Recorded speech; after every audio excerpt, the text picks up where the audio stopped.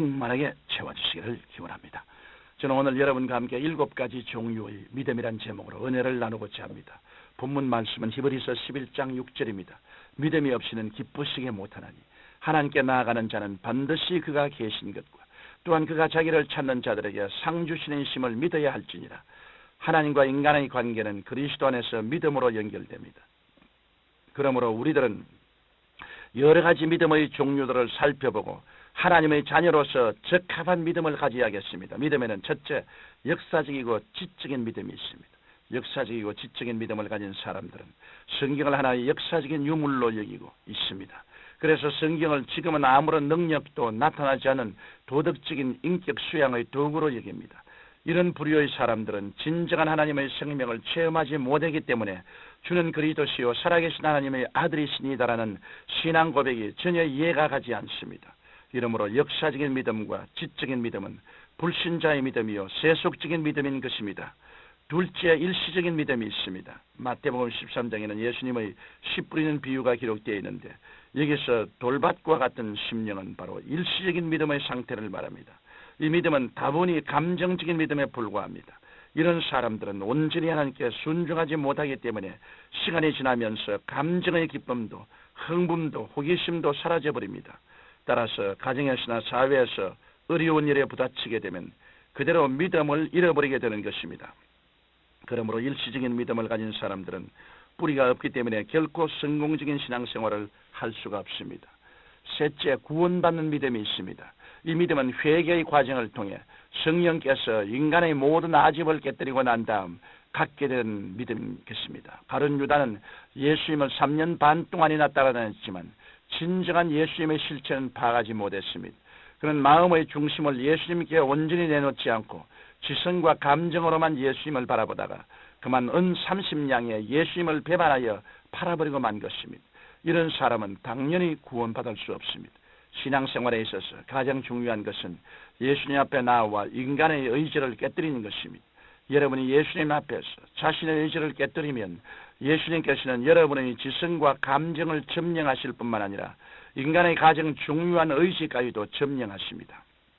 이러므로 구원받은 믿음은 성령께서 지정의에 역사하셔야 체험될 수 있는 것입니다.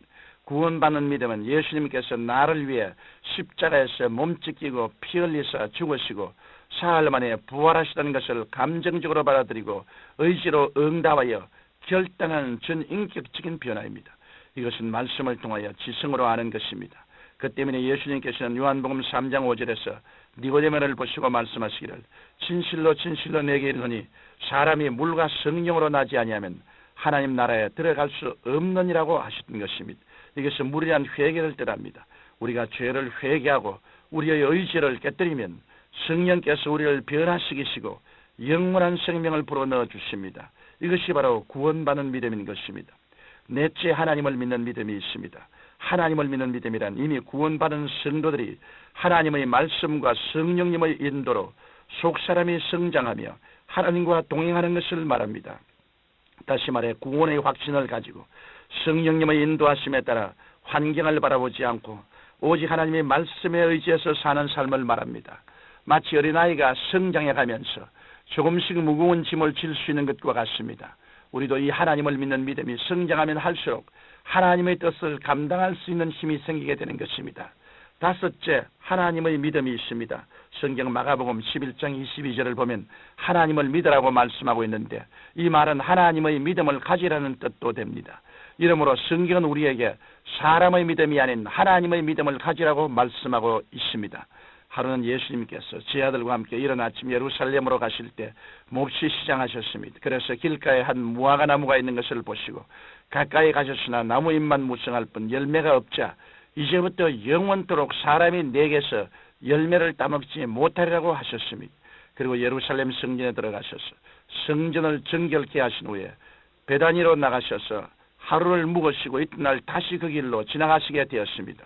그때 베드로가 예수님께서 저주하신 무화과 나무가 마른 것을 보고 랍비여 보소서 저주하신 무화과 나무가 말랐나이다라고 말하자 예수님께서는 하나님을 믿어라. 내가 진실로 너희에게 이르노니 누구든지 산들어 들리어 바다에 던지우라 하며 그 말하는 것이 이룰 줄 믿고 마음에 의심치 아니하면 그대로 되리라고 말씀하셨습니다.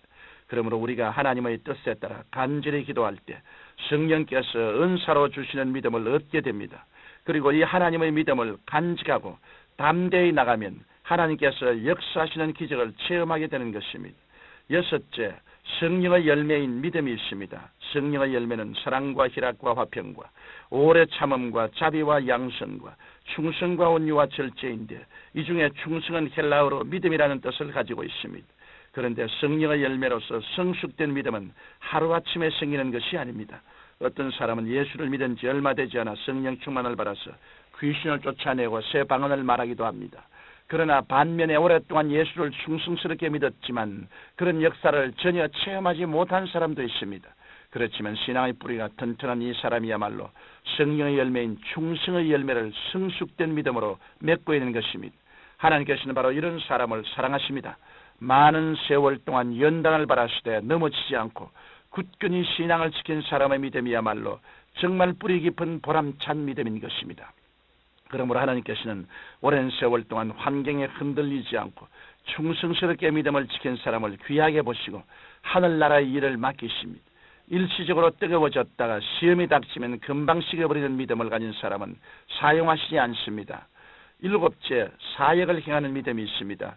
성경 로마서 12장 3절에 보면 내게 주신 은혜로 말미암아 너희 각 사람에게 말하노니 마땅히 생활 그 이상의 생활을 품지 말고 오직 하나님께서 각 사람에게 나누어 주신 믿음의 분량대로 지혜롭게 생활하고 말씀하고 있습니다.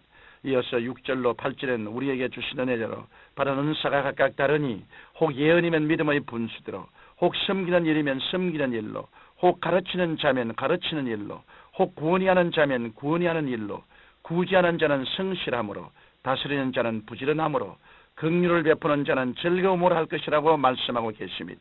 그러므로 우리는 이 중에서 우리가 받은 은사가 과연 어떤 것인지 분명히 살펴보고 최선을 다해 주님을 섬기는 일에 헌신 봉사해야 할 것입니다.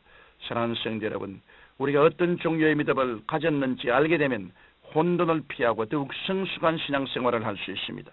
그러므로 지적인 믿음을 내버리고 하나님을 기쁘시게 하는 훌륭한 믿음을 키워서 하나님께 영광 돌리는 자녀들이 되시기를 예수님 이름으로 축원합니다. 거룩하신 아버지 하나님이시여, 믿음이란 지적 희롱이 아니라 온 마음을 다해서 전인적으로 주님께 내어 맡기며 믿는 것을 말합니다.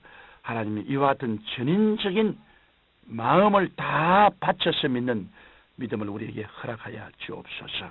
단지 지적으로 형식적으로 믿는 그런 이론적인 믿음에서 서 있지 말고 내 아버지 하나님의 손길을 움직이는 기적을 가져오는 위대한 믿음을 갖게 하옵소서. 예수님 이름으로 기도드립니다. 아멘.